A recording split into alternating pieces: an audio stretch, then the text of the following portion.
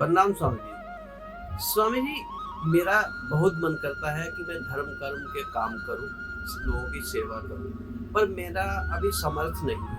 और मेरा दिल करता है कि जब मैं समर्थवान हो जाऊंगा तब मैं ये सब करूंगा। बेटा, इस हिसाब से अगर सोचते रहोगे ना तो आप जीवन पर्यंत कभी भी सेवा शायद कर ही नहीं पाएंगे। सबसे पहली बात तो अगर हम लें तो उसमें यह है कि आज आपका सामर्थ्य नहीं है, जब सामर्थ्य होगा तब सेवा करेंगे। मैं आपसे एक बात पूछ रहा हूँ कि ये कौन सा कन्फर्म है कि सामर्थ्यवान होने तक आपने जीवित भी रहना है या नहीं रहना। अब दूसरी बात करते हैं कि मान लो आज आपके पास पैसा नहीं है और जब आपके पास पैसा आ जाएगा तब आप सेवा करेंगे, दान करेंगे, दीनहीन की सहायता करेंगे।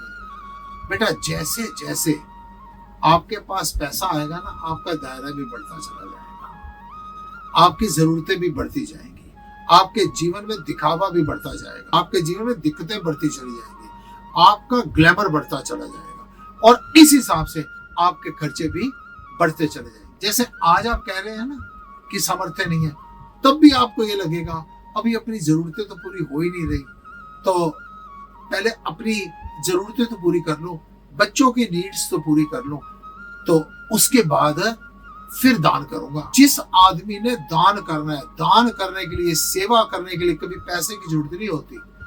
दान और सेवा करने के लिए भाव की जरूरत होती है। आप दिन में 3-4 फुलके तो खाते होंगे ना। जिस आदमी की इच्छा हो कि मैंने कुछ दान करना है, किसी दीनहीन की सेवा करनी है, आप 3 में से कम 1 फुलका ही किसी ना किसी को दान कर दो। चलो, अगर ऐसा नहीं है तो कम से कम 1 हफ्ते में 1 दिन व्रत कर लो।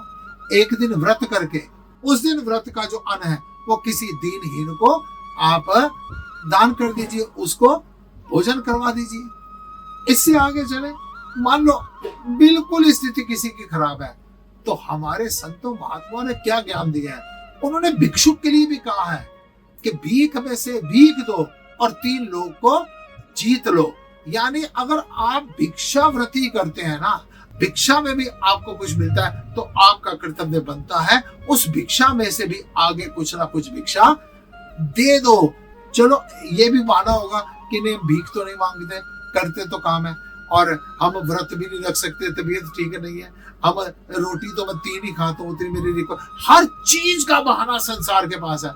एक चुटकी आटा लेकर किसी पीपल के नीचे चले जाना, जहां पर चींटियों का झुंड देखो ना, पीपल के नीचे वो आटे को डाल देना, समझना चींटियों का भंडारा हो गया है।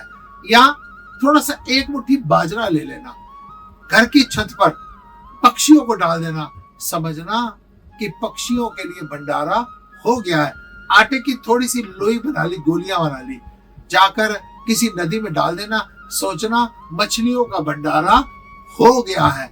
चलो, इतनी बातें भी नहीं कर सकते ना, आप एक काम करना, निर्जला एकादशी पर तो आप छबील लगा नहीं सकते क्योंकि उसके लिए तो पैसे चाहिए। आप एक जगह पानी भर कर ना, इतनी भीषण गर्मी के अंदर ना, किसी आते जाते राहगीर को, किसी आते जाते मुसाफिर को, अतिथि को, किसी रिक्शे वाले को, मजदूर को वो पानी पिला देना, समझना उसका भंडारा आपका हो गया।